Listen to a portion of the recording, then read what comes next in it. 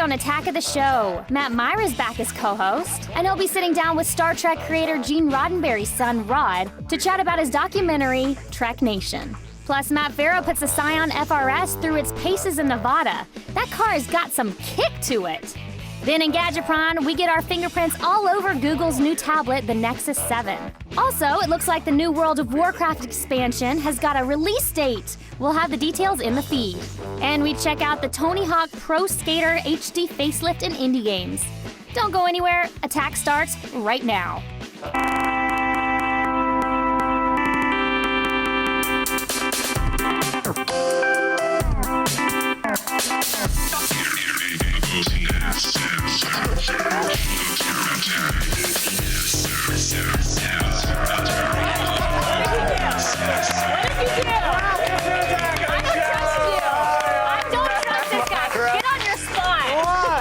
Candace. I'm Candace Bailey. We are coming to you live. Yay! Now, Candace, I learned something about you during the read-through today. What did you learn? You don't stir coffee correctly. No, I'm pretty sure I stir coffee correctly. How do you stir coffee? Okay, well, let's see. Okay. Since I have my Coffee. tea. That's This tea. is- okay, whatever. So I open the lid, I put in my thing, I take my stir, and I stir it like this, and then I throw it away. Wrong. You are very wasteful. Here's what you do. What are you, Adam Carolla? No. Okay, If only okay. I had half his money and a third of his cars. I just went on Adam Carolla's podcast, and he says he takes the little stirs every time he goes to Starbucks. He stirs it, and then he sticks it back in there. Ew, so now when I go, I'm all paranoid that I'm going to get one of his gross stirs. All you gotta do is create a little tornado. Just turn it like that. But if you turn it like that, it gets all Tornado. clumpy in there, the sweet and low, and then it Doesn't. spills everywhere. That's the beauty of sweet and low. It dissolves. Agree to disagree. Fine. I'm going no glasses today, you Hey, guys. I like it. Yeah. I like it. Yeah, It looks really nice. it does. And I'm going Matt's glasses today. Right? Get a tighter shot of that, because that's It's actually really hard to see with these. pretty hot. I feel the opposite way about my glasses.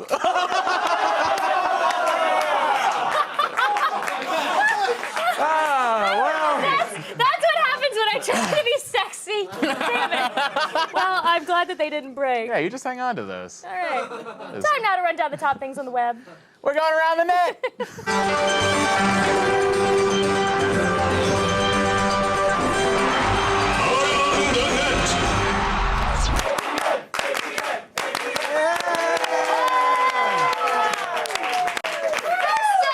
A YouTube clip from a gent named Final Cut King. Yeah, legend has it Post-its were created by accident, but this was made on purpose.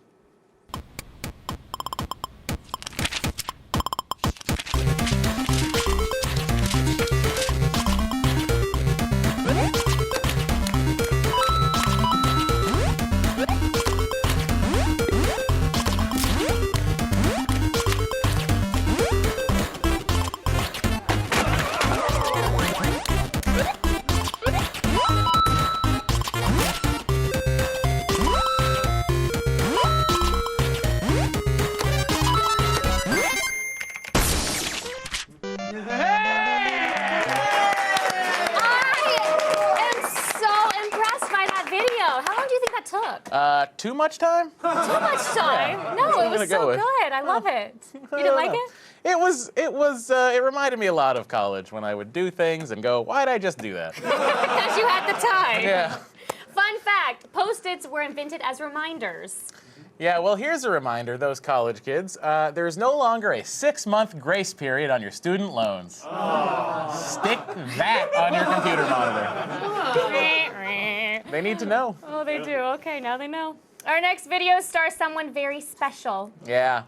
The very first time I ever appeared on Attack of the Show, way before I worked here, was actually because of this.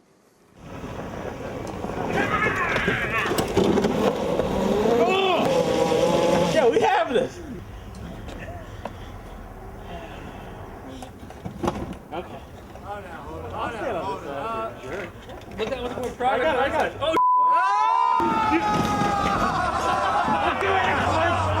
I'm good.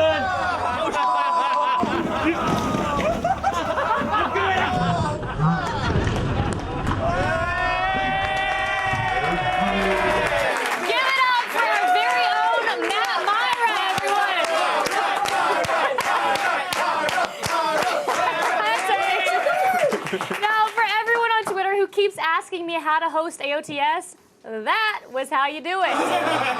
I just want to say I've never seen more genuine smiles on the crew. It's so true. Also, I do not recommend that as a chiropractic treatment. That was the drive of epic fails. Oh, I think that makes me the Ryan Gosling of golf carts. Hey! Ew. I would like an look 8x10 so good. and 4 wallet prints of that. Thank you. That's such a nice shot. Yeah. The best thing on the web right now is Aussie hurdler Michelle Janecki on the track. And she wins the day before the race even starts with her amazing warm-up.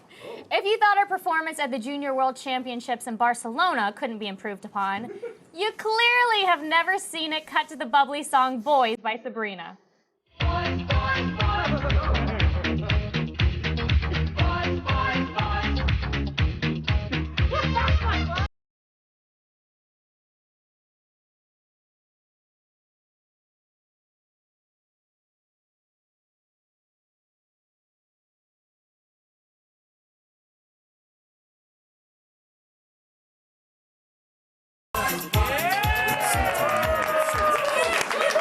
Wow.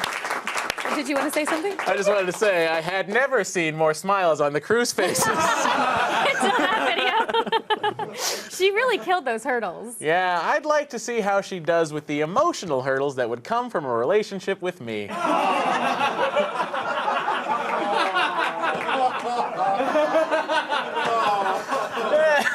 It's okay, I'll get through it. Right now, here are some free beats for your music delivery system of choice. Except for wax cylinders. Sorry, Brooklyn hipsters.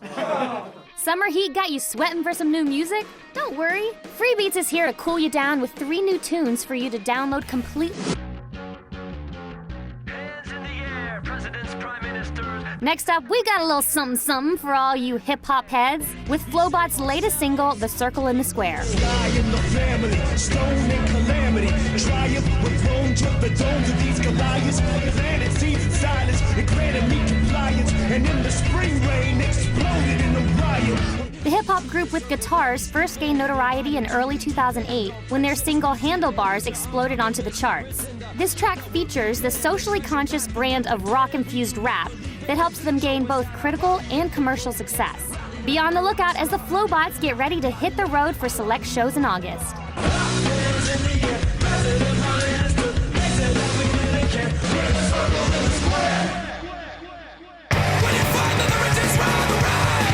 And finally, we all need a little punk in our diet every now and then, so treat yourself to a free download of Stone of Yap, the latest single from the band Cut Teeth.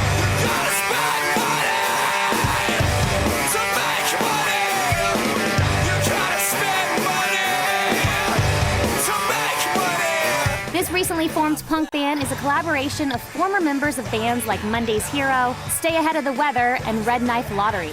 Stone of Yap is perfectly in step with the band's mantra of to be loud and to be loud together. They just released their debut EP, Televandalism, to stellar reviews, so don't be late to jump on this bandwagon.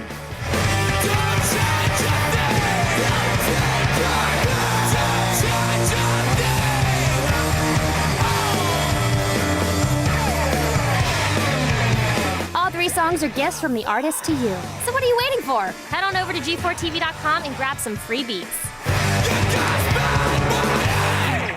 Hey! Now let's take a moment to try to figure out this dumb planet. First, exciting patent news. It's your favorite kind of news, right, guys? Apple has received a patent for, wait for it, the 5th dimension. I know. Now, when I say the 5th dimension, I'm not referring to the theoretical fabric of space and time. You know, the home of Mr. Mixie-Pitlick. Whoa, that name I can't even say correctly. And I'm also not talking about the popular 60s New Age band that I once tried to start a cover band of. I was gonna be the bearded guy. Yeah. Oh, he's my dream. Now, what's actually going on is that Apple has patented a system of touchscreens, motion sensors, and virtual reality gloves Yeah, which combined to create a highly advanced 5-dimensional computer interface. Now, that might sound like Cupertino just figured out a way to patent 2010's Kinect or 1989's Power Glove. But it could also be the next step towards us finally getting the virtual reality I was promised as a child. Yeah! Or what we saw in Minority Report. Oh, yeah. But my personal favorite will always be the Michael Douglas and Demi Moore Ode to Sexual Harassment, Disclosure. That is how I want to go through file systems. Now, the 5D tech could go into Apple's pile of just-in-case patents, but it could also lead to huge advancements in entertainment, gaming, and even potentially letting us control home appliances and cars with motion gestures. Hey! I'm still not signaling. However, looking at the patent application, I noticed that in the future, we all look like a naked Homestar runner. Right? Which makes sense because the first thing everyone's gonna do when they get this 5D interface is make a beeline for porn. Yeah. And that will explain why my Jeep Wrangler is driving back and forth across my lawn at night as I vigorously explore the 5th dimension. Yeah. Now, some people believe that life is a miracle, and that is a very sweet sentiment. It's sweet and stupid. Yeah, life is not a miracle. It's boring, just like the first 90 minutes of The Dark Knight Rises. Sorry, you guys. That's why we do things like jump out of planes or watch Duck Dynasty. It's a great show. Or eat glue like this guy. No. Yeah.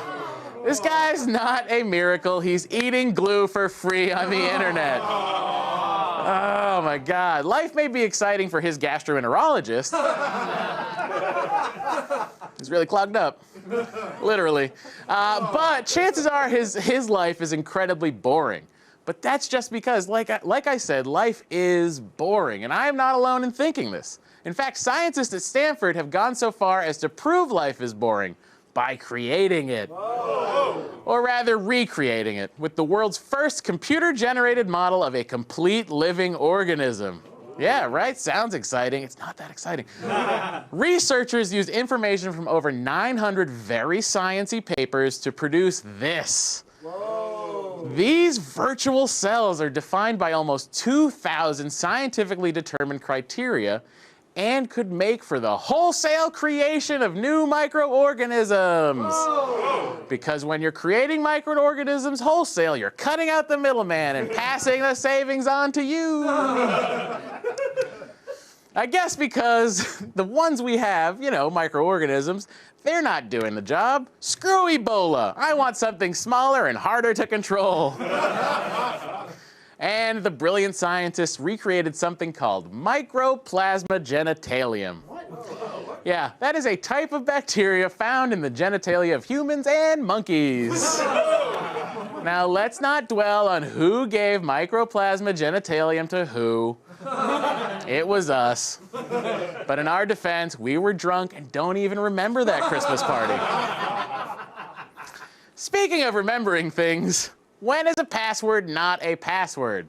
When it's the word password. 1, 2, 3. But also when it's stored in your subconscious. That's right. ExtremeTech.com recently outlined how it's possible to store a unbreakable 30-character password from your subconscious without your conscious mind ever knowing it. Whoa. That is going to get old pretty quickly. Cryptographers and neuroscientists from Stanford and Northwestern are behind the system that cannot exploit the frailty of the human body. So if you don't know your password, torture is completely ineffective, right? Sorry, US government. Here's how it works. The process is powered by implicit learning, in which a person absorbs information, but they remain unaware of what you've learned. No horns. I feel like on some level we're already doing this. I don't know my ATM password until I'm actually standing in front of a machine asking for money. Then my finger spells a word for boobies, and money falls out.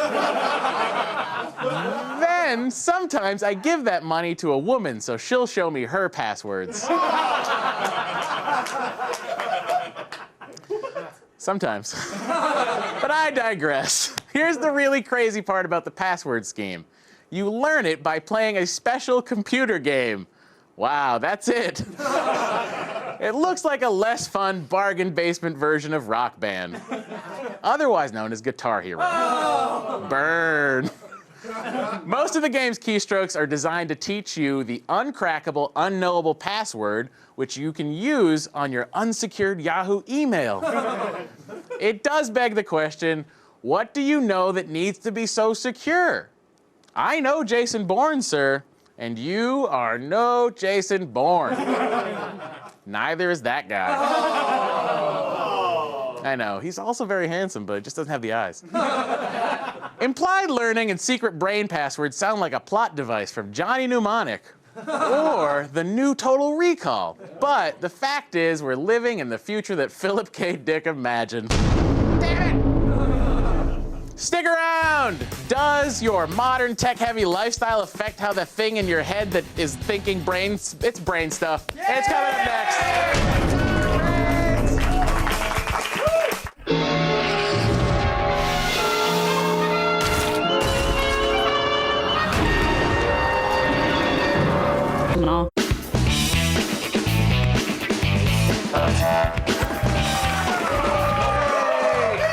Joining us from Florida, an author whose work includes brain work, the neuroscience behind how we lead others, and mind, brain, and education, neuroscience implications for the classroom, Dr. David A. Souza. Welcome to the show, Doctor. Now, we're talking about the brain here. There, thank you. We're talking about the brain here, and could you give us sort of the layman's version of how the brain learns something? Well, the brain, of course, is designed to keep us alive. It's a survival mechanism for us. So it looks around its environment and tries to decide what kinds of things it needs to learn, to absorb, to adapt to in order to help us survive in our environment.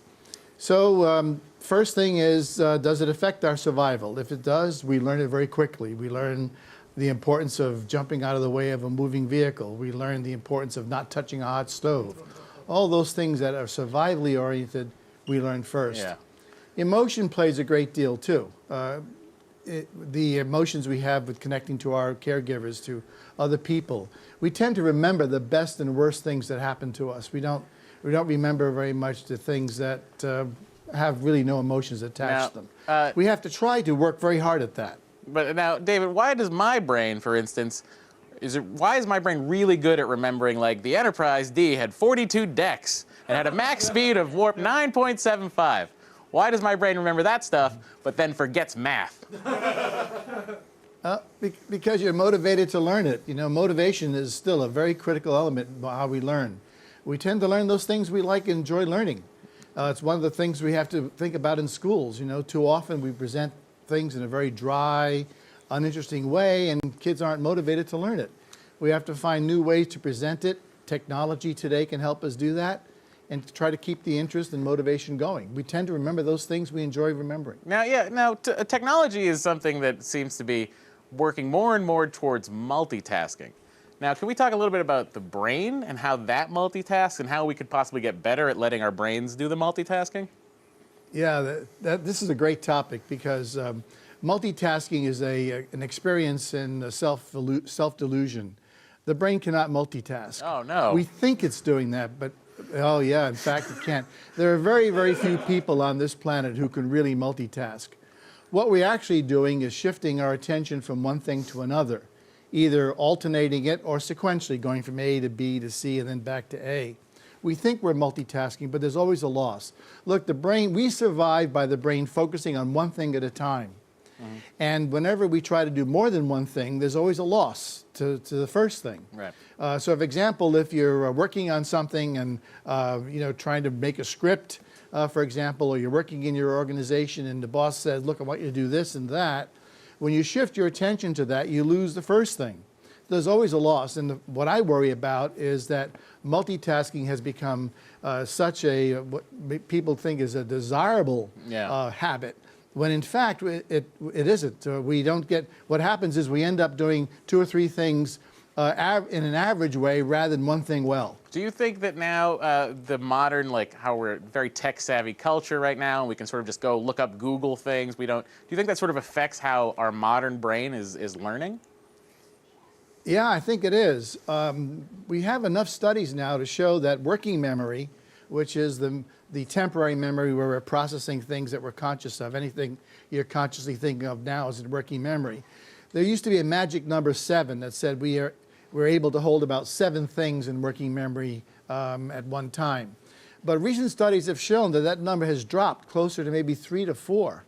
Wow. Now, why is that? Well, no one has the exact answer, but what we think is happening is, instead of, say, kids in school remembering the planets from the sun, as they used to have to memorize them, as I did when I was in school, what they learn instead is where to go to find that information. And so it takes fewer brain resources to remember where to find something than it does to actually remember the something. Now, so this is apparently having an effect on our working memory. Well, how can we get our brains to learn better? Like, is there a way to do that? Well, yeah, actually there is. One I've just mentioned, I think one way is to focus on the thing. Try to not have 3 or 4 different things going at one time if you can. Pick the project that's most important, that has the shortest timeline, and actually get it done and stick to it, and try to avoid incidental information. I have one chapter in my book called The Curse of Too Much Information. And right now we're being programmed by the technology to think that everything, all the information is important, and most of it isn't. The curse of too so much we have information to do something like, is actually when I found out how my parents made me. That was my curse of too much information. That is all the time we have for you, Dr. Souza. Thank you so much for joining us. Dr. David A. Souza. His brain works better than ours. And now, over to Candace. Thank you, Matt. Car pro Matt Farah is about to slide behind the wheel of the brand new Scion FRS on a freaking raceway. Whoa! Buckle your seatbelts.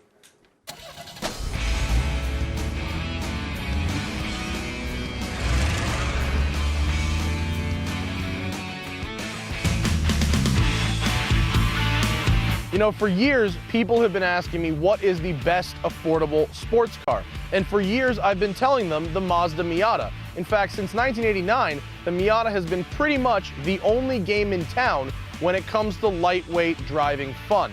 And you wouldn't think the Miata's first true competition would come from Toyota. But here's the thing, it has. This is the Scion FRS, or as enthusiasts refer to it, the 86. The original 86 was a lightweight coupe version of the Corolla, last produced in 1987, which retains a cult following due to its low weight and rear drive architecture. This FRS is designed to channel the spirit of that car and bring back driving enthusiasm to the Toyota brand. Co-developed with Subaru, which makes a version of the car called the BRZ, the Scion FRS goes against today's raging horsepower war by removing hardware instead of adding it. Every part of the FRS is designed to enhance the driving experience, not detract from it, which is why there are no options and no frills. There's nothing in this car that will make you forget why you bought it in the first place, because your first priority once inside is driving.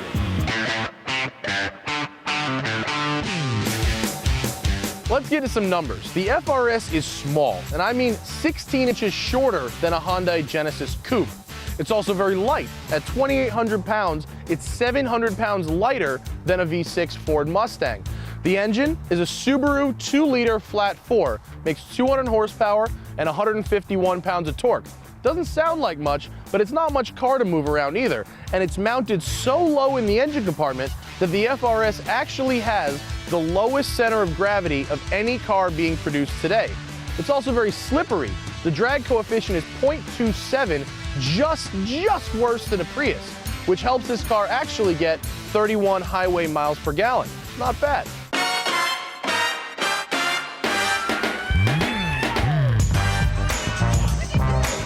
The most important thing you need to know about the FRS is that it's rear-wheel drive, unlike so many other small kind of economy cars. Front-wheel drive is okay for most people, especially if you're not an enthusiast, but if you are an enthusiast, there is no substitute for a rear-wheel drive layout, for a couple of reasons. One is balance. By having the transaxle and the drive wheels in the back, it improves the balance of the car through corners. There's less understeer, and honestly, it's just a lot more fun. And then, of course, you've got the drift. In a front-wheel drive car, if you're going too hot through a corner, the car will understeer or push. It'll want to go straight while you're turning the wheel. In a rear-wheel drive car, you can use the throttle to balance out that understeer, and by feeding more of it in, you can literally bring the back end around. Right about now, you're probably thinking the FRS is just about perfect. I mean, look at me, I'm having a blast. But not everything is as perfect as it seems. If I had to think of some areas where the car is lacking, I'd like a little more power, I would, but I think a turbo will come with time. As somebody with a history of back problems, I'd like an adjustable lumbar support. It comes with these low rolling resistance tires for street use, but if I was going to be doing any kind of real performance driving, I'd want a set of sticky tires. I just love how agile it is, how nimble it is, how it really wants to dance with me. The bottom line is this. If you're a driver, you cannot buy a better car for less money. Sure, if you live in Orlando or Detroit where there's no curves, V6 Mustang all the way. It's right there. But if your drive includes turns, and if you're the kind of guy who likes the track, the canyons, or autocross, this car is absolutely perfect. And I can't wait to see what the tuners do with it in the upcoming years. It's Wednesday, July 25th, and it is time to start the feed. All the news you need to know. The feed. Here are your top stories. Cyber warfare's new weapon confirms you can't stop the rock. Whoa! An Iranian nuclear facility was temporarily closed down after a virus attacked its computer systems, forcing them to repeatedly play AC/DC's Thunderstruck at full volume. Aside from the rock and roll onslaught, the worm also disabled the facility's automated networks. Reports say the malware used in this bizarre attack was a cheap and open source form, meaning tracing the virus's source could be tough. And apparently Iran is not a fan of AC/DC. Who knew? Sources say the country responded by calling on the United Nations to condemn these kinds of attacks. Come on, Iran, lighten up. It could have been worse. Thunderstruck surely beats Carly Rae Jepsen's Call Me Maybe. It's true. Now try not to panic, but the world is melting! Well, at least Greenland is. Satellite images captured by NASA show an unprecedented melting of the country's massive ice sheet. In just 4 days, the area of thawed ice jumped from 40 to 97%. Now, let me put this science garble in some perspective for you. For the past 3 decades, ice sheet melting maxed out at 55%, which means it almost doubled this year. Now, imagine walking around on a ground made of 7-Eleven slushies. You get the idea. But before you freak out over a global warming apocalypse, wait for the full story. Ice records say a melt like this happened 150 years ago, so scientists are still determining if this is some rare natural phenomenon or if we've shot ourselves in the foot with man-made climate change.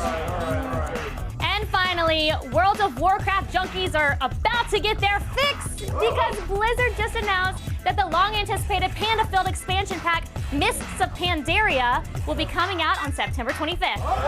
This is the 4th expansion of World of Warcraft, which includes a new playable race and allows players to explore the lost continent of Pandaria. The basic expansion will set you back $40, but fans also have the option to splurge on the deluxe edition that comes with a bunch of in-game items, a behind-the-scenes Blu-ray, and a 208-page art book. My 2 cents, go big or go home. Snag that deluxe edition. I'm Candace Bailey, and you've just been fed. Still ahead, sci-fi royalty Rod Roddenberry will stop by to discuss the new documentary Trek Nation. Stick around. Today's Road Report is brought to you by Geico. 15 minutes could save you 15% or more on car insurance. Visit geico.com for a free rate quote.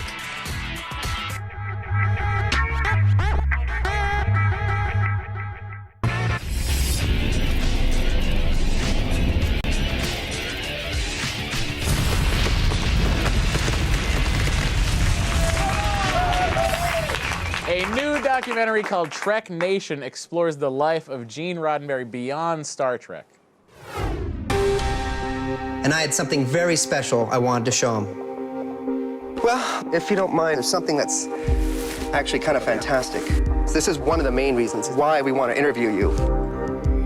I would have thought that having reached this point, it would be fun to go back to the years from which Kirk first got the Enterprise and met these people. Nothing would please me more than to have Star Trek come back years in the future and bright young people and new stars and so on really make it something and have them say, that's better than Roddenberry's. I'd like that.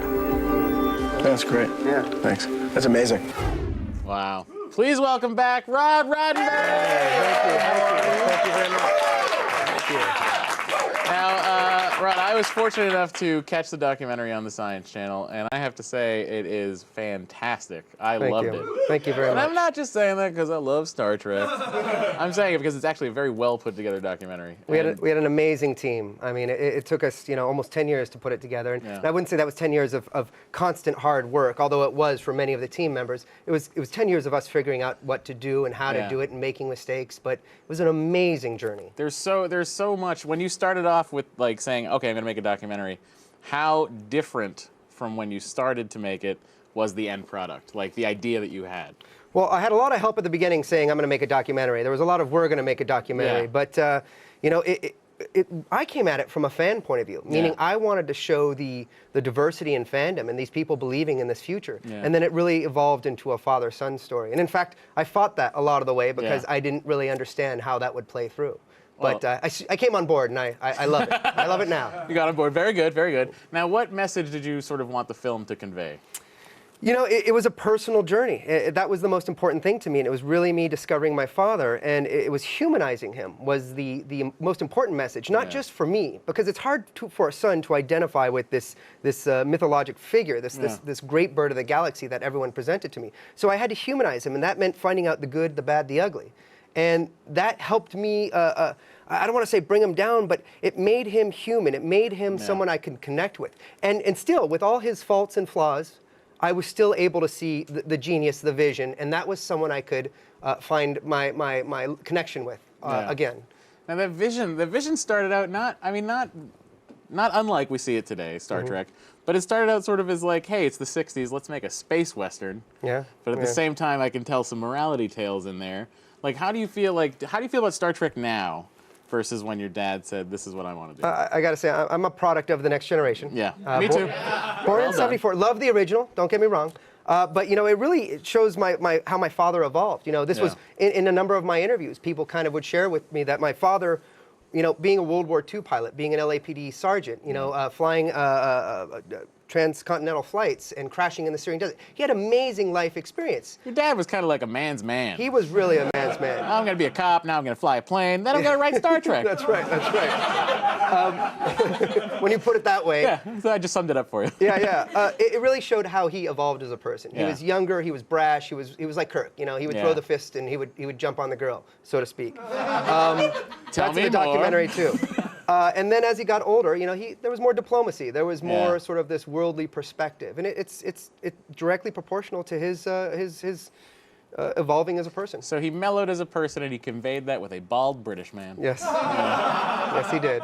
Now, do you think sort of the same Star Trek moral philosophy that your father did, like sort of this utopian, sort of everyone gets along? Do you sort of believe in that? Absolutely. Yeah. I think that's the only way to do it. Yeah. I really do.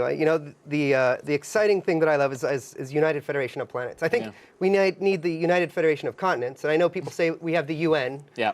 And hopefully that will evolve into something Sure. that's probably more functional and works well. But Eventually. As technology grows, as our perception of the planet and each other grow, I think we're going to have that future, and that's how we'll succeed as a species. Hopefully we will, and we won't have to move off the planet.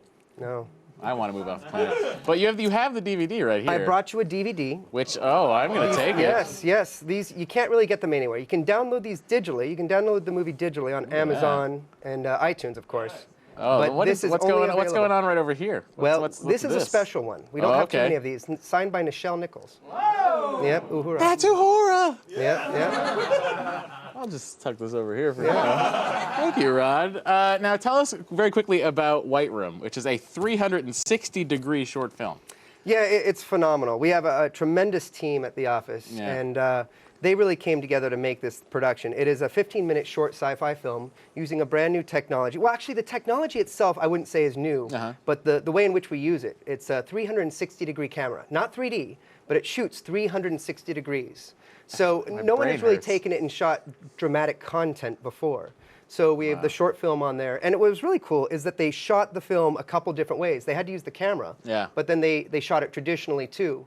So you can get this in one of three forms, one being in a theater on your television, another one being, of course, in a domed theater, a planetarium, and the third will, hopefully, by the end of this year, we will actually have it as an iPad app. And the coolest thing about that, this is, I think, what we're most excited about, is that you will hold the iPad app and you will be looking at a character, and everyone's sitting in a room. So you'll be on one character, and you'll get an indication that someone is speaking over there, and you'll be able to move around to talk to that person. You are now in control of the camera. That'll be messed up. Yeah. You just made the real holodeck. Good for you, Rod Roddenberry. Bit of the precursor, and I had tremendous help doing it. That is awesome. That's fantastic. So check out White Room when the iPad app is available, hopefully at the end of the year. I'm going to get it, and then I'm going to stare at whatever I want. Thank you so much to Rod Roddenberry. Absolutely. Check out Trek Nation on DVD in August, or you can download it on iTunes, Xbox Live, and YouTube. And he's got a podcast coming out. Check out, look out for that. And now, back to Candace. Thanks, Matt. Stay tuned. We have 3 great indie games for you, or 2 great games, and one to avoid if you have epilepsy. Stick around.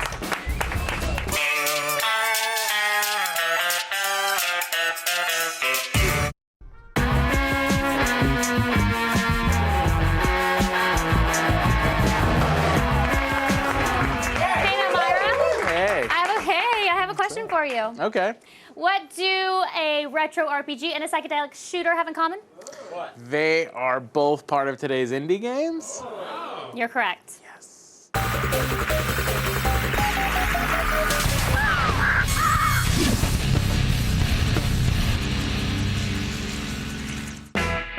It's only a couple months until Borderlands 2 hits shelves, but until the shoot and loot drops, here's a few downloadable titles to hold you over. Do you pine for the days of turn-based RPGs? If so, then sharpen your sword with Rainbow Moon. In this retro fantasy, you take the role of Baldrin, a young warrior who has been marooned with hordes of monsters on a mystical moon and must find a way to get home. As you journey across the world, you will gain allies while collecting weapons and armor from fallen enemies, and uncover rainbow pearls which can be used to buff up your character's stats. But the true joy comes from the combat. Fights play out over a grid-based turn system. You must place your party strategically to destroy your enemies and avoid defeat. Looking for old-fashioned Final Fantasy grinding along with over 40 hours of gameplay? Then pick up Rainbow Moon for $15 on the PlayStation Network. Next up, prepare to head into hyperspace with the psychedelic racer Dyad. Part Wipeout, part Tempest, the premise of this tunnel shooter is simple. You are a small particle blasting down a tunnel towards an unknown destination. As you navigate the wormhole-like levels, you must snag power-ups, dodge enemies, and use zipline speed boosts to earn a 3-star rating, which unlocks the next level and additional bonuses. With its awesome visuals, killer soundtrack, and over 25 levels to race through, Dyad is a must-have for any PlayStation owner. So pick it up on the PSN for $15. And finally, bust out your kickflip because Tony Hawk is back! In this graphic overhaul of Tony Hawk Pro Skater 1 and 2, select levels have been taken from the series and been given an HD facelift. Gameplay has remained much the same. You have a 2-minute time limit to score as many points as possible by pulling off tricks, flips, slides, and jumps, all while uncovering hidden items littered throughout the levels, like cash, DVDs, and letters that spell out the word skate. This is topped off with all new songs, additional skateboarders, and remastered classic levels like the Hangar and the Warehouse, making Tony Hawk Pro Skater HD perfect for any player looking to ride that nostalgia kick. Start skating with the pros on Xbox Live for $15. So whether it's swords, speed, or skateboards, we've got all the indie games you need.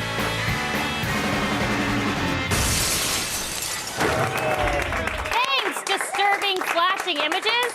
Right now, it's time to attack this sleep stuff.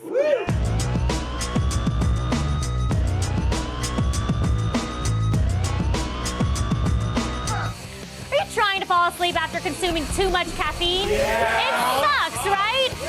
Jitters and insomnia kick in, leaving you with only a few hours of unproductive sleep and causing you to need even more caffeine the next day. A vicious cycle. We'll end that madness with Rutasom decaffeinating chill pills.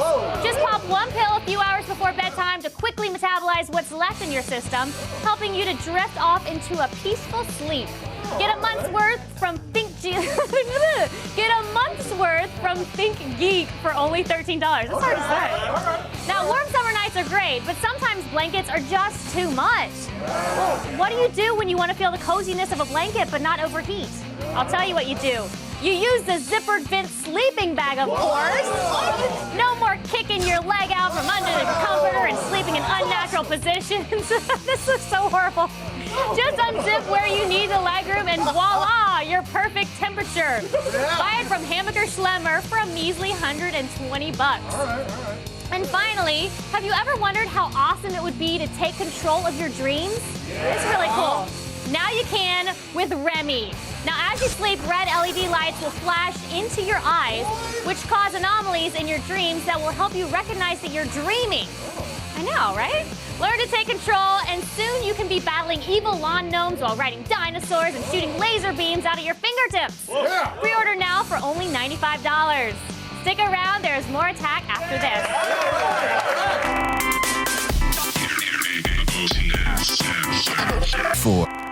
Tomorrow on Attack of the Show. Noreen DeWolf from The Charlie Sheen Show Anger Management will be here live. Then Matt Meyer rounds up a boatload of Brookstone iPhone and iPad accessories, including an iPhone case with a built-in projector, a document scanner, and a roll-up keyboard.